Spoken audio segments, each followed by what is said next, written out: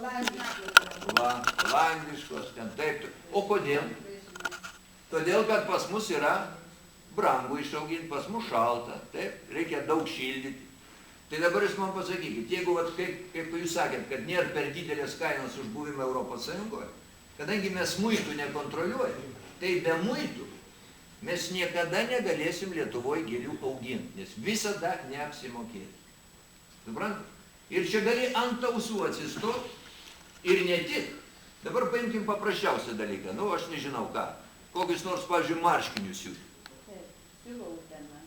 Siūva Utena, bet siūva Utena tik dėl to, kad yra maža alga, bet yra dar mažesnės alga. Pavyzdžiui, Bangladeše dirba vaikai iš viso už kapeikas. Ir kaip jūs sukonkuruosit su tais, kurie gauna minimalią algą, visiškai minimalią? Arba kitą duodu pavyzdį. Graikai ir jų alyvuogių aliejai. Graikijoje alyvuogės tai yra, tradicija, tai tūkstančius metų ir visa kita. Paradoksas tame, kad šiandieną graikas nebeįperka savo alyvuogių aliejus. Kodėl tas atsitiko? Todėl, kad kai graikai įstojo į eurozoną, jie pradėjo skolintis pinigų be proto, iškėlė algas ir šiandieną ta alga įeina į to butelio kainą. To, graiko alga. O kur nors Afrikos šiaurė, ten dirba arabai, sakykime, už 100-200 eurų, ar ne? Ir jis pagamina tą buteliuką gerokai pigiau, atvežė į Graikiją ir graikas perka tą iš pigesnio, ne savo. Ir va taip mes atsidūrėm tokioj situacijoje, kai pas mus nebeliko darbų, darbo vietų. Ir yra galybė va tokių dalykėlių. Dabar kodėl mūsų žmonės, kaip ir jums sako darbo biržai, važiuokit tenais į vakarus? Kodėl jie gali savo tą leisti?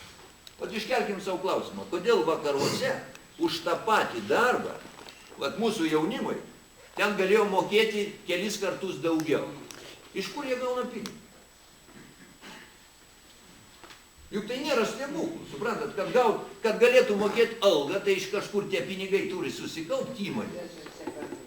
Ne. Va čia mes ir ateinam, kad jie spausdina tuos tuščius pinigus. Jie didina savo skolą beprotiškai. Ir tais tuščiais skolintais pinigais šiek tiek pakelia va tą atlyginimų lygį, pašalpas moka mūsų žmonėms. Ir dabar žiūrėkit, kas gaunas. Jie turi galimybę praktiškai apgaudinėti mus visus, tai yra apgauna. Jie spausdina tuščius pinigus ir apgauna mus. O kad mes galėtume tą litą savo turėti, mes turim realiai, tai yra, kad gauti tą valiutą jų spausdinimą, mes turim realiai kažką padaryti, realiai kažką parduoti. Ir žiūrėkit, kokia gaunasi neteisybė. Vieni spausdina popieriukus, įsivaizduokit, va aš dabar va čia. Sakau, čia yra pinigas. Duokit man už šitą popieriuką prekes, ar ne? Ir lietuvis galėtų gauti va šitą popieriuką, turi realiai kažką padaryti. Va čia ir yra ta neteisybė, kurios jūs neišgirstat, apie ką bandė jums ponas pasakyti. Jūs nesuvokėt situaciją. Čia nėra blogų rusų ir gerų vakariečių. Čia yra ekonominė situacija taip susukta, kad kenčia ir rusai, ir mes kenčiam nuo šitos sistemos. Rusai lygiai taip pat negali spausti.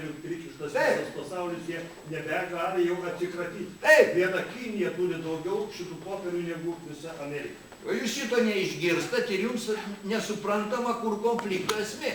Žiūrėkit, kas atsitiko, tie patys rusai.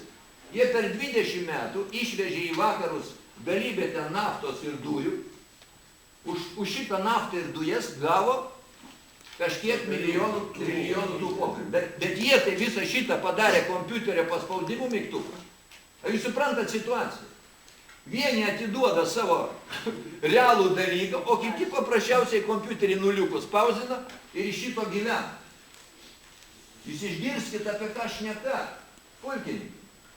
Gerai, jūs dabar... Ir čia yra konfliktas, nes ir Kinija nebenori imti šitų popieriukų. Suprantat, ir Brazilija nebenori.